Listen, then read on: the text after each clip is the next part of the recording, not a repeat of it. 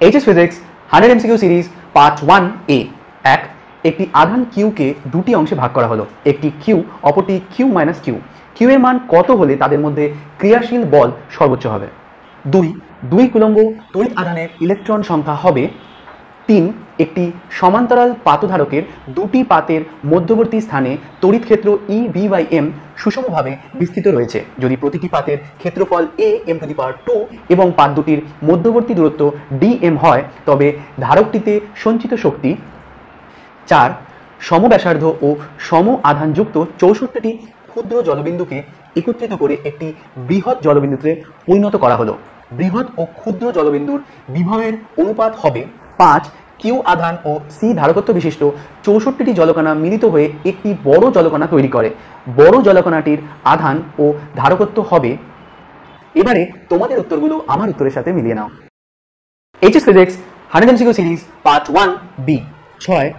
6 coulomb আধান থেকে কত তড়িৎ ফ্লাক্স নির্গত হয়? 7। আর ব্যাসার্ধ বিশিষ্ট একটি গোলীয় তলের পৃষ্ঠতলে একটি ছোট ছিদ্র করা হলো। এখন গোলকটিতে কিউ আধান দেওয়া হলে গোলকটির পৃষ্ঠতলে থাকা ছিদ্রের মধ্যে তড়িৎ ক্ষেত্র হবে 8। সি ধারকত্ব বিশিষ্ট একটি সমান্তরাল পাতধারককে বিভবে আহিত করা হলো। পাত দুটির দূরত্ব ডি হলে পাত দুটির মধ্যে ক্রিয়ারত বল হবে 9। দুটি অসীম বিস্তৃত সমতলীয় সমান্তরাল পাতে সিগমা তলমাত্রিক ঘনত্বের সমপরিমাণ বিপরীত জাতীয় আধান দেওয়া হলো। পাতদ্বয়ের মধ্যবর্তী স্থানে যে কোনো বিন্দুতে তড়িৎ ক্ষেত্র হবে 10। একটি তড়িৎ দ্বিমেরু তড়িৎ ক্ষেত্রের সমান্তরালে আছে। দ্বিমেরুটিকে 60 ডিগ্রি ঘোরাতে কৃতকার্য কিউ হলে 180 ডিগ্রি কোণে ঘোরাতে কার্য করতে হবে। এবারে তোমাদের উত্তরগুলো আমার উত্তরের সাথে মিলিয়ে নাও। HS physics 100 MCQ series part 2 A. 1 M1 এবং M2 ভরের লোহার দুটি ব্লক সিমেন্টের। 2 নিম্নলিখিত বিবৃতি পড়ুন এবং সঠিক বিকল্প নির্বাচন করুন। দাবি এ একটি ভারী বস্তুর চেয়ে হালকা বস্তুকে সরানো সহজ, কারণ আর ঘর্ষণ বস্তুর ভরের ব্যস্তানুপাতিক। 3 5 কেজি ভরের একটি ব্লক x অক্ষ বরাবর f সমান -20x + 10 n বলের প্রভাবে চলমান, যেখানে x মিটারে। t সমান 0 সেকেন্ড সময়ে এটি x সমান 1 মিটার অবস্থানে স্থির ছিল। t সমান π/4 সেকেন্ড সময়ে ব্লকের অবস্থান এবং ভরবেগ কত?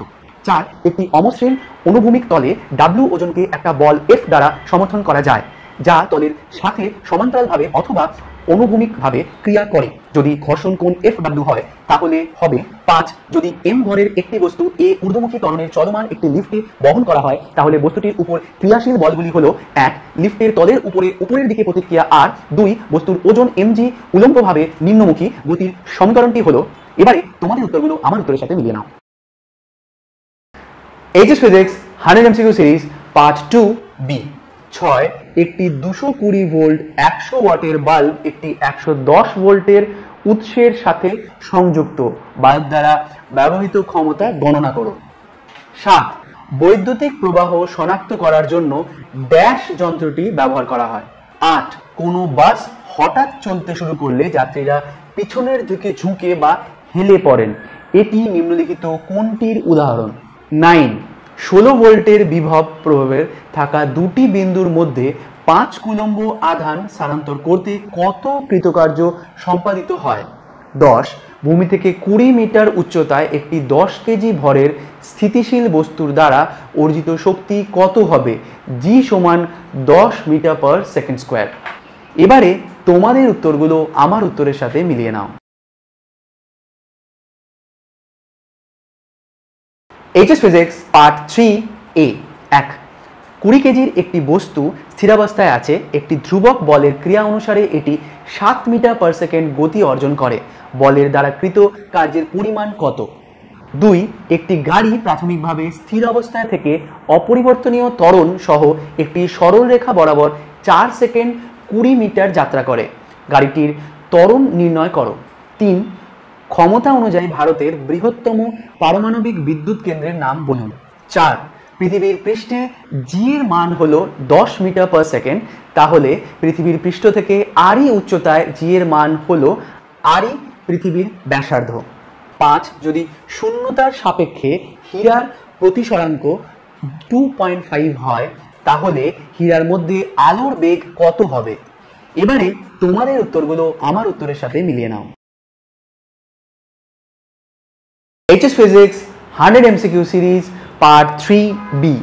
6 ডিসি অ্যামিটারের সাহায্যে পরবর্তী প্রবাহ পরিমাপ করা যায় না, কারণ 7 একটি তড়িৎ চুম্বকীয় তরঙ্গের শক্তি তার তড়িৎ ক্ষেত্র ও চৌম্বক ক্ষেত্র বরাবর যে অনুপাতে বণ্টিত হয় তা হল 8 কোনো সম উভতল ডাবল ইকুইকনভেক্স লেন্সের মধ্যে প্রতিসরাঙ্ক 2.5 যদি লেন্সটির বক্রতা ব্যাসার্ধ r হয় তবে সেটির ফোপ দূরত্ব হবে 9 ইয়াংয়ের দ্বিরেখা ছিদ্রের পরীক্ষায় ব্যতিচার রশ্মির কোনো একটির গতিপথে পাতলা কাচের পাত প্রবেশ করালে 10 সম্পৃক্ত আলোক তড়িৎ প্রবাহমাত্রার মান নির্ভর করে।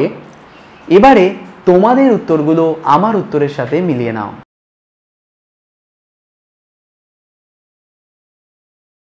HS physics 100 MCQ series part 4A। 1 Bohr কক্ষপথে আবর্তনকারী ইলেকট্রনের কৌণিক ভরবেগ L এবং ব্যাসার্ধ 8 এর মধ্যে সম্পর্ক হল 2 কমপক্ষে একটি ইনপুট নিম্ন অবস্থায় থাকলে আউটপুট উচ্চ অবস্থায় থাকবে যে লজিক গেটের ক্ষেত্রে তা হল 3 যে প্রক্রিয়ায় বাহক তরঙ্গের বিস্তার তথ্য সংকেতের তাৎক্ষণিক বিস্তারের সাথে সমানুপাতিক করা হয় তাকে বলে। 4 তড়িৎ বহনকারী পরিবাহী কিসের সাথে সম্পর্কিত? 5 একটি আদর্শ ভোল্টমিটারের প্রতিরোধ কত? এবারে তোমাদের উত্তরগুলো আমার উত্তরের সাথে মিলিয়ে নাও। HS physics 100 MCQ series part 4B। 1 electric ফ্যানের গতি পরিবর্তন করতে ব্যবহৃত যন্ত্র ড্যাশ। 2 রেডিও তরঙ্গ ট্রান্সমিশনের জন্য ব্যবহৃত বায়ুমণ্ডলের স্তরটি কি? 3 চলন্ত বৈদ্যুতিক চার্জ উৎপন্ন করে। 4 এনওটি বা নট গেট দ্বারা পরিচালিত হতে পারে। 5 যখন ব্যারোমিটার রিডিং হঠাৎ পড়ে যায় এটি কি ইঙ্গিত দেয়? এবারে তোমাদের উত্তরগুলো আমার উত্তরের সাথে মিলিয়ে নাও। HS physics 100 MCQ part 5A। 1 প্রিজমে বিভিন্ন রঙের আলোর বিভাজন হয় কারণ 2 একটি বস্তুর ভর একটি ড্যাশ। 3 নিচের কোন খেলার জন্য খেলোয়াড়দের অবশ্যই পাস্কেলের আইনের জ্ঞান থাকতে হবে? 4 কোনো একটি ক্ষুদ্র দণ্ডচুম্বকের প্রান্ত ও প্রস্থ অবস্থানের উপর সমদূরত্বের বিন্দুদ্বয়ে চুম্বক। 5 n পাক সংখ্যা ও a ক্ষেত্রফল বিশিষ্ট কোনো একটি কুণ্ডলীর মধ্যে I অ্যাম্পিয়ার প্রবাহমাত্রা পাঠানো হলে কুণ্ডলীর চৌম্বক ভ্রামকের মান হবে। এবারে তোমাদের উত্তরগুলো আমার উত্তরের সাথে মিলিয়ে নাও। HS physics 100 MCQ part 5B। 1 কোনো দীর্ঘ ঋজু পরিবাহীর মধ্যে দিয়ে I তড়িৎ প্রবাহ গেলে পরিবাহী থেকে r দূরত্বে অবস্থিত কোনো বিন্দুতে চৌম্বক ক্ষেত্র হয় 0.4 ti। পরিবাহী থেকে 2r দূরত্বে চৌম্বক ক্ষেত্র হবে 2 তিরস্চৌম্বক পদার্থের আপেক্ষিক চৌম্বক ভেদ্যতা। 3 একটি ছোট দণ্ডচুম্বকের কেন্দ্র থেকে ওই দূরত্বে অক্ষীয় এবং বিষুব অবস্থানে চৌম্বক ক্ষেত্রের প্রাবল্যের অনুপাত হবে 4 একক আয়তনে চৌম্বক ভ্রামক হল 5 একটি গতিশীল ইলেকট্রন ও গতিশীল প্রোটন একটি সবল সম্পন্ন চৌম্বক ক্ষেত্রের অবিলম্বভাবে চৌম্বক ক্ষেত্রে প্রবেশ করে। যদি তাদের বৃত্তাকার সঞ্চার পথের ব্যাসার্ধ সমান হয় তাহলে নিচের কোন রাশিটি উভয়ের ক্ষেত্রে সমান হবে? এবারে তোমাদের উত্তরগুলো আমার উত্তরের সাথে মিলিয়ে নাও। HS physics 100 MCQ part 6A। 1 সুষম প্রস্থচ্ছেদ বিশিষ্ট একটি পরিবাহী তারের মধ্যে 1A প্রবাহ মাত্রা প্রবাহিত হয়। প্রতি সেকেন্ডে ওই পরিবাহীর প্রস্থচ্ছেদের মধ্যে দিয়ে মুক্ত ইলেকট্রনের সংখ্যা হবে 2 দুটি পরিবাহী তারের দৈর্ঘ্য ব্যাসার্ধ ও রোধাঙ্কের প্রতিটির অনুপাত 1:3। অপেক্ষাকৃত সরু তারটির রোধ 10 হলে অন্যটির রোধ হবে 3 কোনো বৈদ্যুতিক বাল্বে প্রবাহ মাত্রা 0.5% হ্রাস পেলে বাল্বের ক্ষমতা কত হ্রাস পাবে? 4 রোধ বাক্সের কুণ্ডলী তৈরি করতে ব্যবহৃত হয়। 5 ইলেকট্রনের কোন বৈশিষ্ট্যের জন্য পরিবাহীর মধ্যে দিয়ে তড়িৎ প্রবাহ মাত্রা হয়। HS physics 100 MCQ series part 6B। 1 50 watt 200 ভোল্টের একটি বৈদ্যুতিক বাল্বকে 100 ভোল্টের একটি সরবরাহের সঙ্গে যুক্ত করা হয়। এক্ষেত্রে বাল্বটির ক্ষমতা হবে 2 n সংখ্যক একই প্রকার রোধক যাদের প্রত্যেকটি রোধ R যদি শ্রেণিকভাবে যুক্ত করা হয় তবে এদের তুল্যমান রোধ X। এদেরকে সমান্তরালে যুক্ত করলে রোধ হয় YR, X ও Y এর মধ্যে সম্পর্কটি হলো 3। ইলেকট্রনের সচলতার একক হলো 4। একই ভোল্টেজের জন্য একটি 100 ওয়াট বাল্ব ও একটি 25 ওয়াট বাল্ব ডিজাইন করা হলো।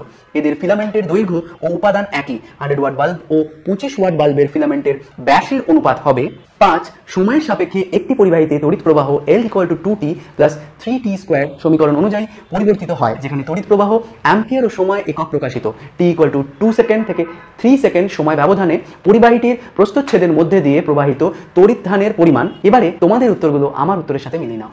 এইচএস ফিজিক্স 100 এমসিকিউ পার্ট 7A। 1 সমদৈর্ঘ্যের দুটি হিটারের তারকে প্রথমে শ্রেণীতে তারপর সমান্তরালে যুক্ত করলে দুই ক্ষেত্রে উৎপন্ন তাপের অনুপাত হবে 2। একটি কুণ্ডলীর মধ্যে প্রবাহিত প্রবাহ মাত্রা 0.05 সেকেন্ড সময়ের ব্যবধানে +24 থেকে -2 তে পরিবর্তিত হওয়ার ফলে কুণ্ডলীর প্রান্তদ্বয়ের মধ্যে 8V তড়িৎচালক বল আবিষ্ট হয়। ওই কুণ্ডলীর সাবেশাঙ্কের মান হবে 3 1.41A। শীর্ষমানের কোনো পরিবর্তিত প্রবাহের AC সাহায্যে তারকে গরম করা হলো। সমহারে ওই তারকে গরম করার জন্য যে পরিমাণ সমপ্রবাহের ডিসি প্রয়োজন তার মান হবে প্রায় 4।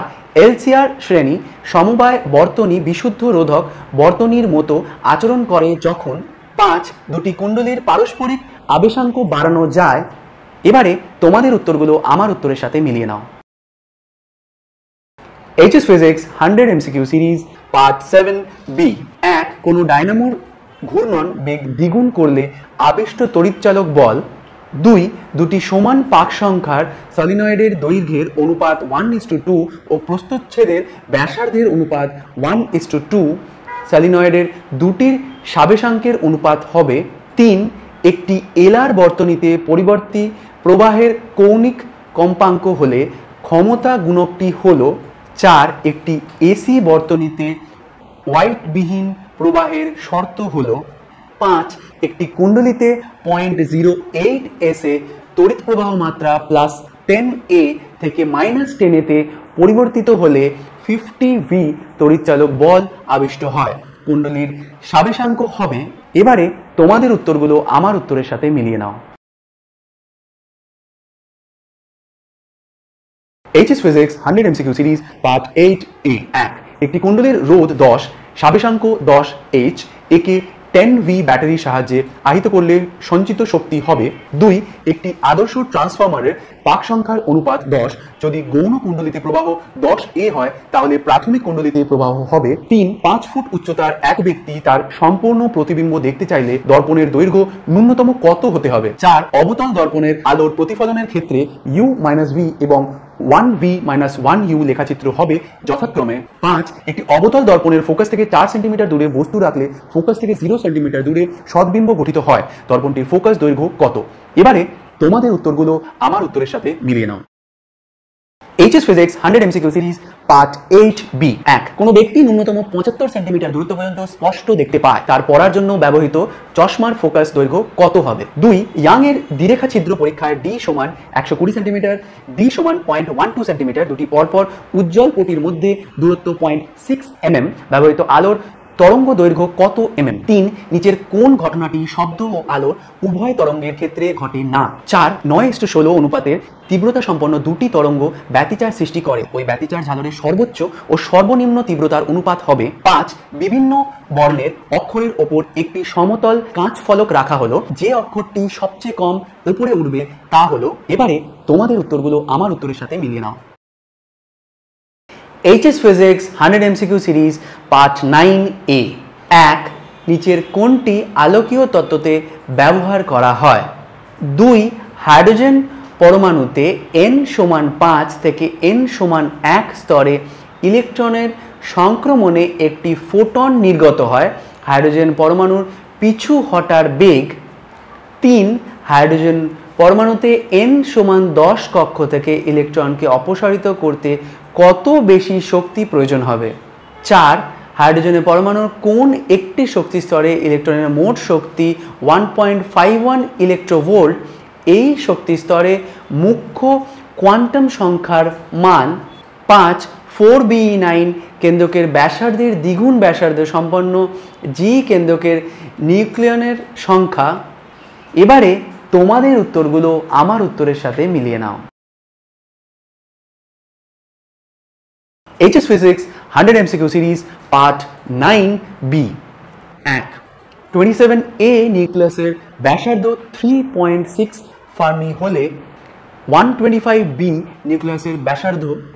2 দুটি নিউক্লিয়াসের ভর সংখ্যার অনুপাত 1:3, এদের নিউক্লিয় ঘনত্বের অনুপাত। 3 একটি তেজস্ক্রিয় মৌল দুটি কণা ও 3টি কণা নিঃসরণ করে। নতুন মৌলের পারমাণবিক সংখ্যা 2 ও ভার সংখ্যার মান হবে 4। কোনো মৌলের তেজস্ক্রিয়তার মান 1 মিলিকুরি যখন ওই মৌলের প্রতি সেক্ষেত্রে বিঘটন সংখ্যা 5। কোনো তেজস্ক্রিয় নমুনার সক্রিয়তা বিপদ সীমার 128 গুণ বেশি। এর অর্ধায়ু 2 ঘন্টা হলে ন্যূনতম কত সময় পর ওই নমুনাটি বিপজ্জনক নয়। এবারে তোমাদের উত্তরগুলো আমার উত্তরের সাথে মিলিয়ে নাও। HS Physics 100 MCQ series part 10A। 1 কিছু কিছু বস্তুতে আধান সাধারণ তাপমাত্রার প্রবাহিত হয় কিন্তু খুব নিম্ন তাপমাত্রার প্রবাহিত হয় না, তাদের বলা হয়। 2 ট্রানজিস্টরের বেধের ঊর্ধ্বক্রমটি হল 3 সাধারণ নিঃসারক সংযোগে আউটপুট সংগ্রাহক প্রবাহ। 4 পরমাণু উষ্ণতায় বিশুদ্ধ অর্ধপরিবাহীর রোধ। 5 এলইডি থেকে নিঃসৃত আলোকের তরঙ্গ দৈর্ঘ্য এবং প্রাবল্য নির্ভর করে। এবারে তোমাদের উত্তরগুলো আমার উত্তরের সাথে মিলিয়ে নাও। HS Physics 100 MCQ series part 10B। 1 যে প্রক্রিয়া দ্বারা বাহক তরঙ্গের বিস্তার সংকেত তরঙ্গের তাৎক্ষণিক বিস্তারের সঙ্গে সমানুপাতিক করা হয় তাকে বলা হয়।